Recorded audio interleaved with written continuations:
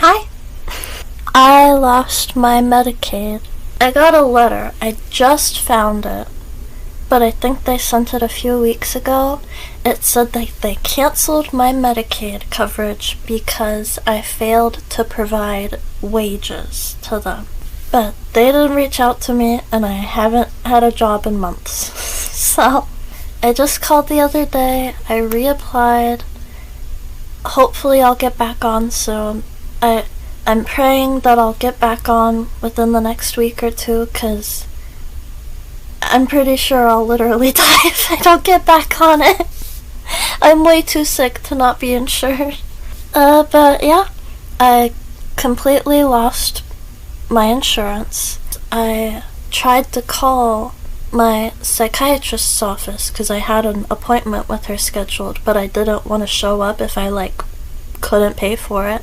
But we have 2 numbers saved from my psychiatrist. Neither of them were working. They both said that they were disconnected. So we had literally no way to contact my psychiatry clinic to cancel the appointment. So I just went up there and hoped I wouldn't inconvenience them too much by showing up and not being able to pay, so having to leave and cancel last minute. But there's literally no other way that I could contact them. So I showed up.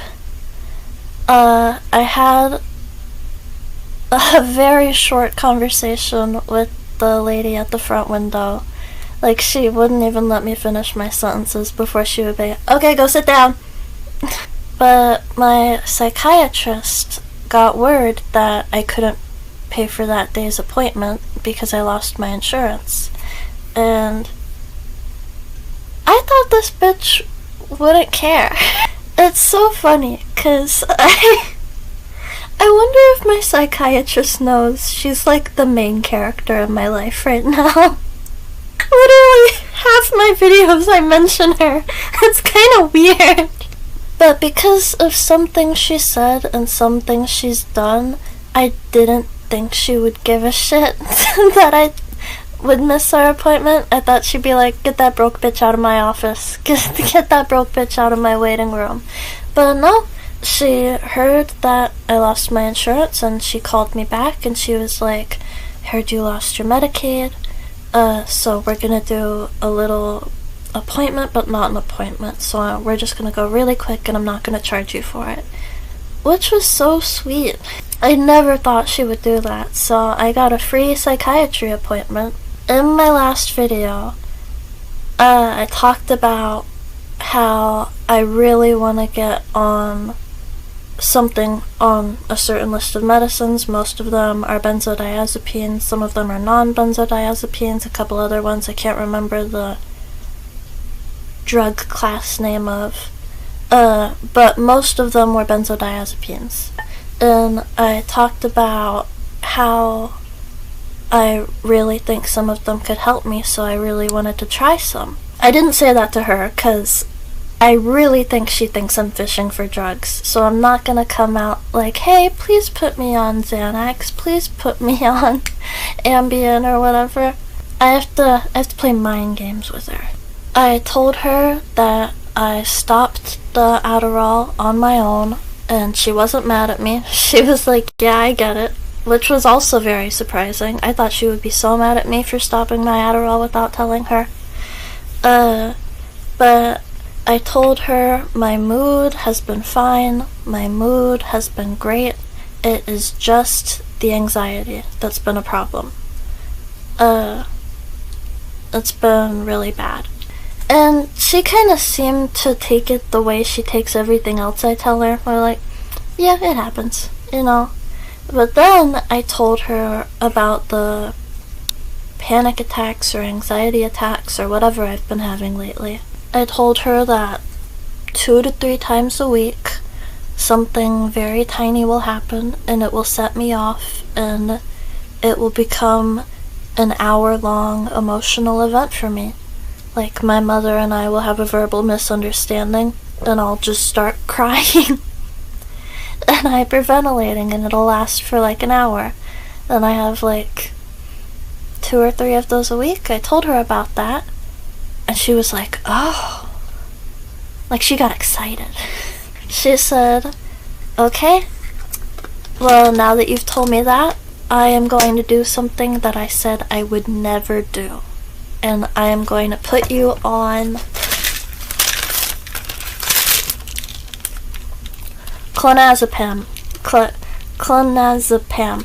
And I didn't know what that was at first, but she was like, it's a benzodiazepine, but I only want you to take it if you are having an anxiety attack.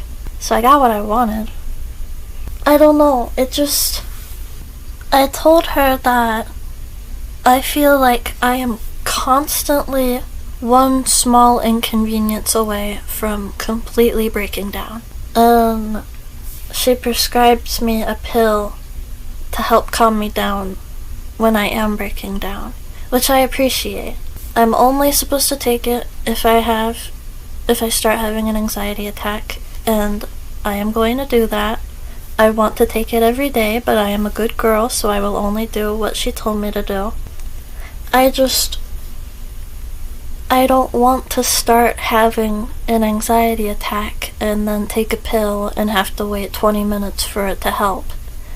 I want to take something so I don't have 3 major breakdowns a week. I want to take something so I don't constantly feel like I am one misunderstanding away from completely breaking down.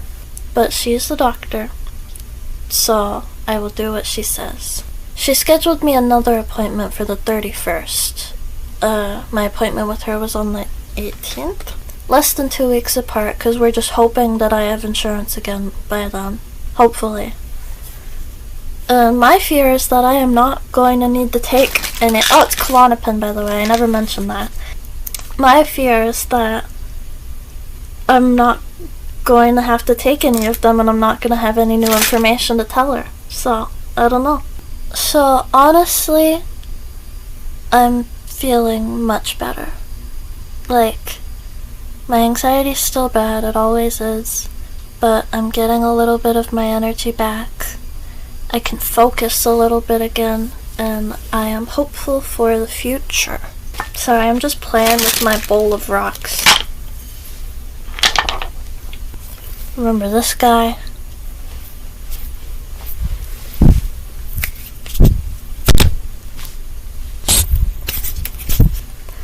I got a text from an old friend today. Someone who I haven't really spoken to in honestly almost a year now. I was always the first to message her. She never messaged me first. I always had to ask if she wanted to have me over. I always had to basically invite myself over. I had to start every conversation, and every time I spoke to her or was over at her dorm, I just had this weird core feeling that I wasn't wanted. Which is heartbreaking, because she was my only friend in real life. But I decided I don't want to be somewhere where I'm not wanted. So I stopped messaging her first, and we never messaged again. Until recently, she reached out to me, and she was like, I'm so sorry that we haven't spoken and that I've basically ghosted you, and I'd really like it if we could talk about it, because I haven't been able to stop thinking about it. And I was so excited. I thought, she finally wants to reconnect. She is finally reaching out to me. I wasn't right. I wasn't a burden. I wasn't unwanted. She finally wants to reconnect and start being closer friends again. I was so excited. So I said, yeah, we can talk. And a couple hours later, she texted me back. I'm not gonna read the whole message. I'll give you the highlights. Sorry it took me so long to reply to this. I wanted to be able to think about what I wanted to say. I still think you're an awesome person, worthy of kindness and respect and healthy friendships. I still care about you. I'm sorry for ghosting you. It wouldn't be healthy for me to reestablish the bond we used to have. I'll always be in your corner, even if I don't want to reconnect with you for the foreseeable future. I was so excited. I thought we were gonna completely reconnect, start hanging out again. And after months and months of not talking, she just went out of her way to message me to let me know she definitely does not want to be friends anymore. I'm trying really hard. I'm trying really, really hard to not be upset about it and to not take it personally and to not let it get to me. Because I want to believe that everything happens for a reason. I want to believe that so bad. But like, what's the reason? What's the reason? Why does life take all my friends away from me? Why does life get my hopes up only to drag them back down? Why does my friend send me a message to let me know for sure she doesn't want to be friends with me? Like, ghosting me for the past year didn't send that message clear enough. And I still love her. If you're watching this for some reason, I still love you. It's not your fault. But I'm still heartbroken. I really want a cat. I'm proud of myself. I'm proud of myself for really making an effort to stay as positive as I can, despite all the circumstances that surround me. But I just feel like I'm gonna explode. I feel like I try so hard to look towards a positive future that never comes. I feel like I have so much love to give, but nowhere to give it to. I just feel like I can't contain myself anymore. So I'm gonna beat you with the rock.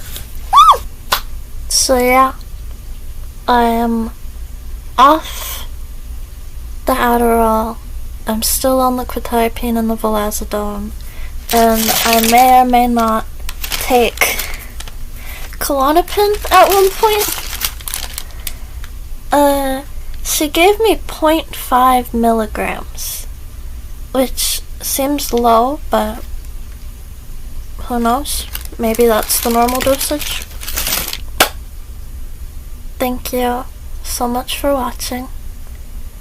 I hope you had a great day, and I hope you have a great night. Amen. Amen. Amen.